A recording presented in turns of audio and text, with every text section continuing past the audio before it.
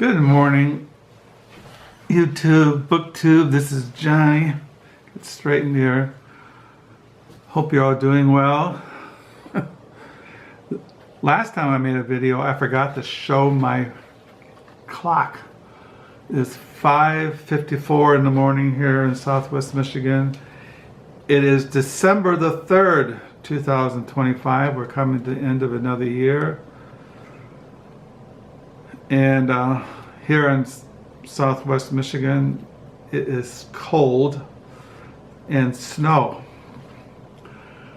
And the reason why I'm making a video is my wife just left for a women's Bible study. And I haven't made a video in five, 6 days. But as you all know, if you want to know about my reading life, you can just read my online diary, Crooked Fingers. It's kind of interesting. The other night I was thinking, about artificial intelligence, AI, and I thought, well, I could have AI analyze and examine my online diary, Crooked Fingers. So I asked all these questions for AI, like, is Crooked Fingers a mystic? Is the blog Crooked Fingers, what is its major themes and things like that? I pasted all that information in my online diary, Crooked Fingers, if you want to read it, if you're so inclined. Be interesting if they could examine my videos. I don't know if AI can go through my 2,000 videos and say what is the major themes of my BookTube videos. I don't know. So I'm sitting here this morning, as I usually do when my wife is gone. I sit here in the dining room writing in my paper diary.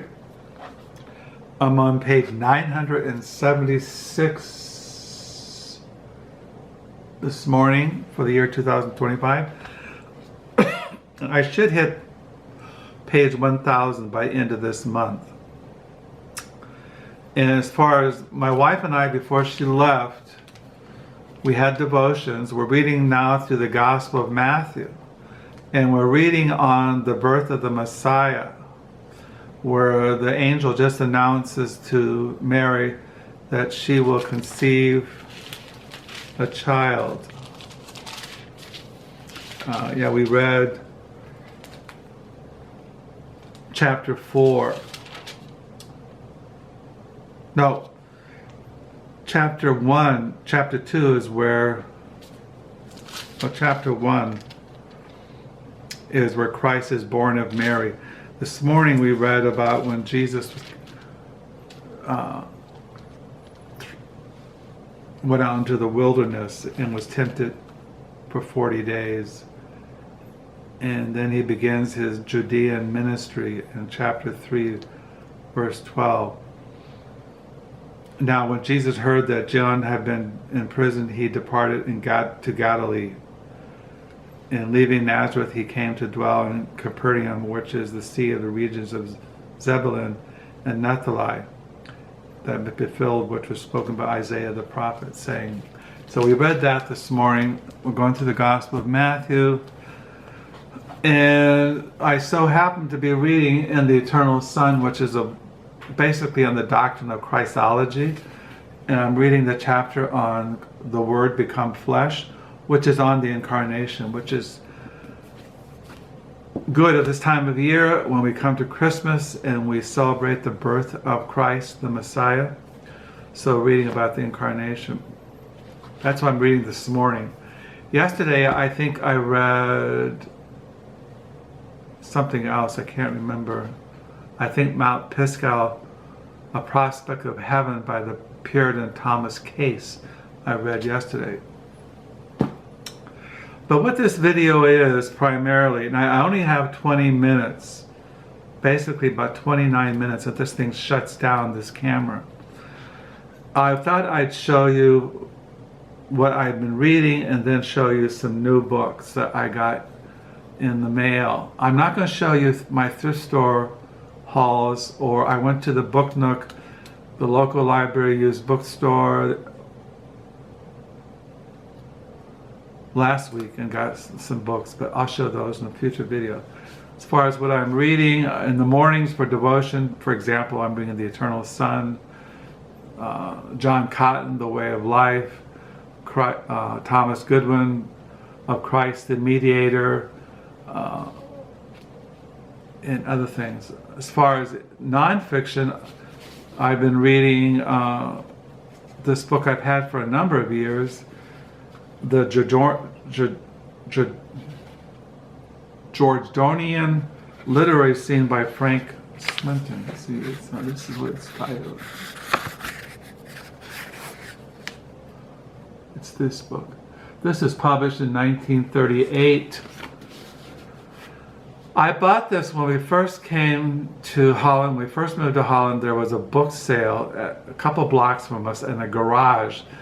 And this guy had all these books in his garage on tables that he was selling. And he was selling a lot of these books. You can see his book plate there. These kinds of books he was selling and other things. And I bought a bunch of them at a man's library. So I've been reading this. This goes along with that biography on that Edward Marsh I was reading. I'm still reading it. Patron of the arts, confidant of Winston Churchill. I've been reading that by Matthew Sturgis. So I've been reading that. As I told you, I was going to buy the biographies written by Matthew Sturgis. And this is one of them I got on Aubrey Beardsley. I plan to buy all of his biographies by Matthew Sturgis. He did one on Oscar Wilde. He did one on Beardsley. I showed you that one I bought on, I can't remember now. I didn't bring it up with me. I bought another one, but I plan to buy it, all of his biographies. As you know, I'm into biographies. I also want to get his book, Passionate Attitudes, the English Decadence of the 1890s. I like this photo of him. He looks very British, intellectual kind of type. This thing came out in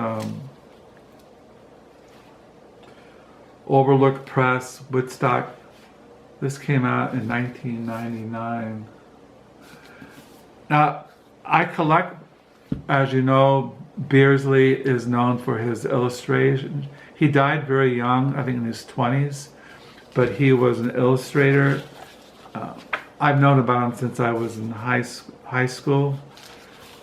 But I have several volumes of his illustrations, but I got this was a library withdrawal, and he did this La Mort du Author, Sir Thomas Malory, illustrated by Aubrey Beardsley. This is not an original, this is just a reprint. But it kind of shows you his illustrations. He was an illustrator there in the 1890s. This is fully illustrated. See, he did these kind of things. And he did drawings, he did these kind of illustrations. Yeah, when I saw this, I got this when I was volunteering at the library used bookstore, and I immediately grabbed it because I knew what it was. See, these are the illustrations, Beardsley. So I have other books, but I just thought I'd just give you an example of Aubrey Beardsley. And this is his biography. Time is running out here. I better hurry up. I'm always going on 10 minutes. Another book I got in the mail last week is Shoot the Widow Adventures of a Biographer in Search of Her Subject by Meryl Segrest. I saw this book when I was looking at, I collect her biographies, and then I noticed in looking at Amazon, she wrote like a memoir about her life as a biographer. And so I bought it, and I was reading, because I've been reading Being Bernard, a biography by Meryl Segrest. I showed you the other books I have by her. And so I'm interested in biographies and people who are biographers. And I read her chapter in here on how she decided to write a biography on Bernard Bernstein. So that's why I got this book. And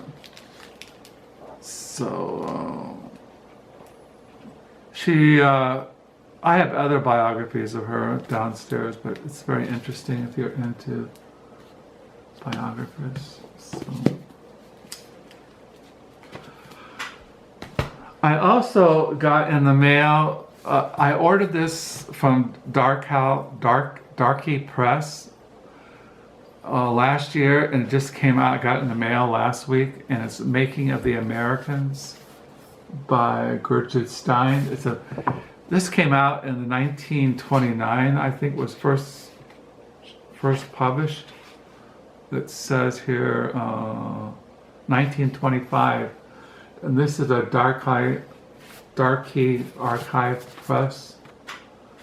I have not started reading this. I've heard about it almost all my reading life, and I've always wanted a copy of it, and so I was kind of excited that they were reprinting it. And since I've been reading The Life of Gertrude Stein and Afterlife by Francisca Wade, where in this biography, Francisca Wade goes into the history of how Gertrude Stein wrote this modernistic classic.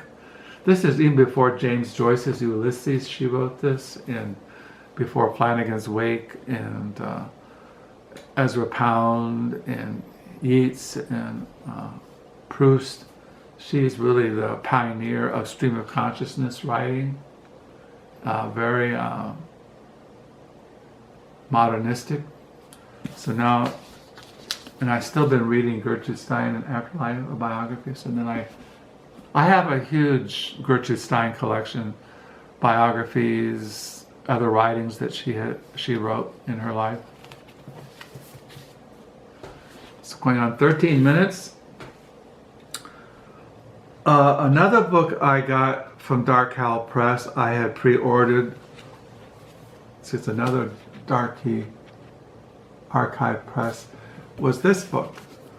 I can't, now you all know I stumble all the time over pronunciation, but I think this is Palinuro of Mexico by Fernando del Paso, translated from the Spanish by Elisabeth Passer. That's her name, translated. Yeah, this was first published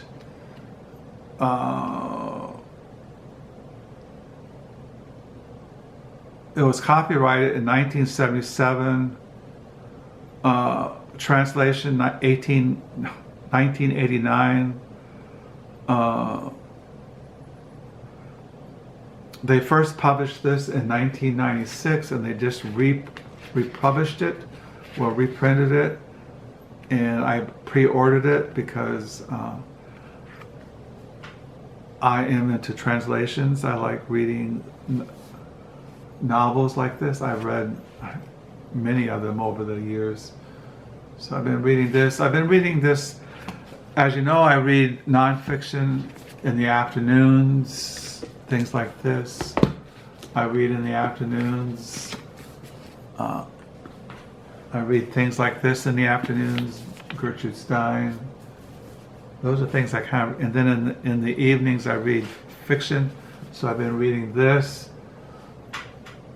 And this is very stream of consciousness, very modernistic, postmodernism. It's really a head trip. I have been enjoying it, and if you're into this kind of literature, check it out.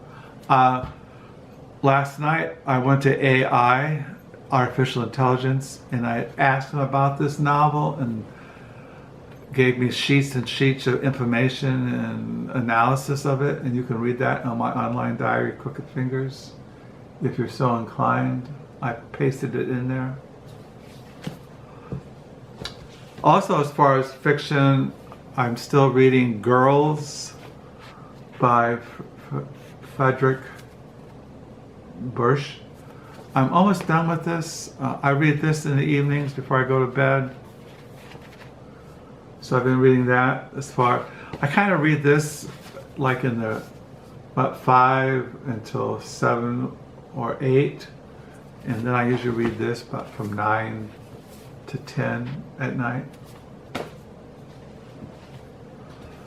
Another nonfiction I've been reading in the afternoons and late afternoons is Updike. I'm rereading this. I read this when it first came out. And this came out in 2014, this did. The reason I'm rereading this, revisiting it, is because, as you know, I just bought the selected letters of John Updike's, edited by James Schiff. So I read these letters as I'm reading also along his life again, so I can get it in my mind.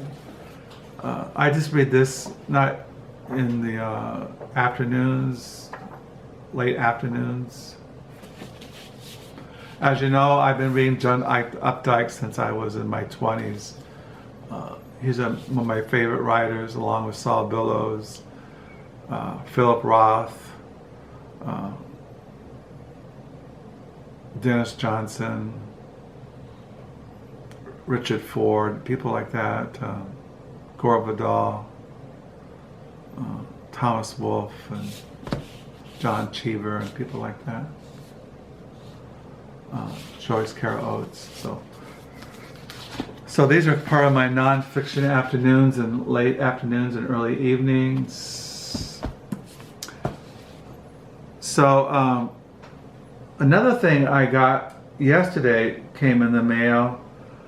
I pre-ordered this, and it's Memoirs Beyond the Grave, 1768 to 1800, by Francois-Rene de, I can't pronounce it. See, once again, this is translated out of French by Annika Moldstein.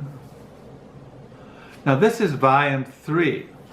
I already had, and this is by the New York Review Books Classics. I already had, this is the first volume that came out. Memoirs Beyond the Grave. Wait a minute. What's the first one? No, wait. This is the first one. Wait a minute here. No, this is the first one. Memoirs Beyond the Grave, 1768 to 1800. And then they came out with 1800 to 1815, Memoirs Beyond the Grave. And then they just came out with this volume I got yesterday, Memoirs Beyond the Grave, 1815 to 1830. So I got all 3 volumes. This is considered one of the most famous classic French literature. It's a memoir, but it's very literary. It takes place, how can I describe it? It says in the back here, in the 1800s, Francois-Rene de Chateaubriand sailed from the cliffs of Dover to the headlands of Calculus, which is Calcius. It's on the coast of France. He was 31 and had been living as a political refugee in England for most of the decade, at times in such extreme poverty that he subsisted on nothing but hot water and 2 penny rolls. Over the next 15 years, his life changed utterly. He published all these different books to great acclaim. He traveled to the Holy Land, North Africa. He served Napoleon in Rome, then resigned in protest over some kind of French historical event, was executed over the Duke of, I cannot pronounce his name, this person was executed, making himself an enemy of the empire. Memoirs Beyond the Grave, 1800 to 1815, the second volume of Alex Andriesse's new and complete translation of the epic French classic, is a first-person War and Peace, telling the story not only of the author's own life during a tumultuous period of European history, but the parallel life of Napoleon with humor, melancholy, and passion. Chateaubriand continues to paint his self-portrait in which the whole history of France swirls around the sitter like the mist of dreams. So this is the second volume, this is the first volume, and this is the final third volume. In 1815, the Neapolitanic era at an end and royalty restored. Francois-Rene de Chamberlain seemed posed along with the Bourbon family he long supported to wield unprecedented power. Already one of France's most celebrated writers, he now became an ambassador and statesman of the French kingdom, yet as passionate about the royalty as Chamberlain was in principle. In reality, he was a recount, or stubborn, hard-nosed subject, a defender of the Constitution and freedom of the press. He quarreled constantly with Louis the 18th and Charles the 10th. Eventually tendered his resignation just in time for the July Revolution, which put an end to the Bourbon rule and allowed Chamberlain to get back to praising the family, and now safely exiled in the realm of the ideal. In the third volume of Alex's Andriesse's new translation of Memoirs from Beyond the Grave, Chateaubriand writes about international politics, papal conclave, and the revolutionary strife of the 1830 with undiminished flair, and he remains one of the great masters, perhaps unequaled in this, of literary digression. Readers will gladly accompany him on his walks around Paris and Rome as he reflects on storms and ruins, moonlight, and mortality. So, as you know, I'm into memoirs, and this is one of the great memoirs in French literary history, world literature, so that's why I bought it. And I read most of the first 2 volumes. I know I read the first volume, I really enjoyed, and I was reading the second volume. I'm in the time of Napoleon's conquering Italy, and so I dip into these once in a while, so I recommend them. So this is going 25 minutes. That's what I got in the mail as far as new books. I got this yesterday in the mail. I got this last week, Shoot the Widow, Adventures of a Biographer in Search of Her Subject by Merle Sincris. And I got a biography in Albury Beersley, a biography by Matthew Sergis. Selected Letters of John Updike, edited by James Schiff. A new translation of Palinuro of Mexico by Fernando del Paso. And then I got Making of the Americans by Gertrude Stein. This is over 1,000, almost 1,000 pages. And this is almost 770 pages. So you got these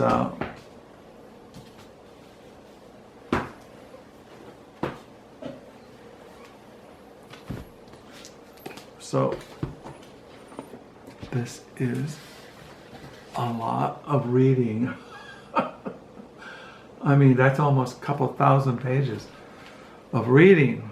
But that's what you do when you're sitting in the hermit hut and around you Rome is burning and you're going on 74 years old. What do?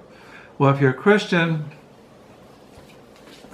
you read the Bible, you ask the Holy Spirit to reveal to you the glory and the beauties of Jesus Christ.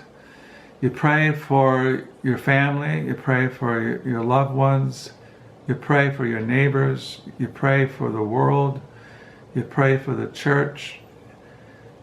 You pray, Lord, come quickly and bring in your eternal kingdom. That's one thing we're reading at night. We've been reading through the Minor Prophets. And when you read the Minor Prophets, you talk about the restoration, the return of the exiles. You read of the day of God's wrath, the day of judgment. And those are the things that we have to look forward to, that righteousness one time will dwell on this earth, that the justice of God will be manifested, and that God will destroy all the enemies and punish all those who live in rebellion against him, and that he'll bring in an eternal kingdom of glory and peace. And that's what you got to look at, and not look at what's going on around you. The world is passing away, and that what's going to stand forever is God's eternal kingdom. And that's one thing about why was Christ born, why we have Christmas. Well, Jesus came not only to die for sinners on the cross and save his people from the wrath of God to come, but he will bring in the eternal kingdom. And he'll bring in the eternal reign of God on the new creation. And so that's what Christmas is all about. It's not about buying presents or maxing out your charge card or Christmas parties. Christmas is a celebrating and knowing that Jesus was born not only to die for our sins, the sins of his people, but he came to bring in the eternal kingdom of God, to destroy the kingdom of darkness. He has destroyed the kingdom of darkness. And now that he reigns, he died on the cross, he rose again from the dead, he ascended, and he now reigns as the King of glory. And that's what Christmas is all about. It's all about Jesus Christ, his death, his resurrection, his ascension, and his reign.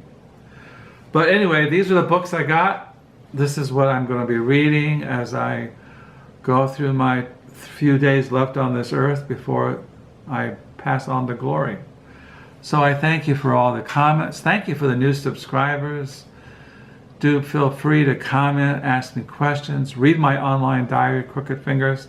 I don't make a film every day, but I do write every day in my online diary, writing about my everyday life and my reading life, my spiritual life, my intellectual life. My few days I am traveling on to Zion. So may the Lord bless. Hope you're having a good reading week. Stay warm, stay safe. Until next time, bye.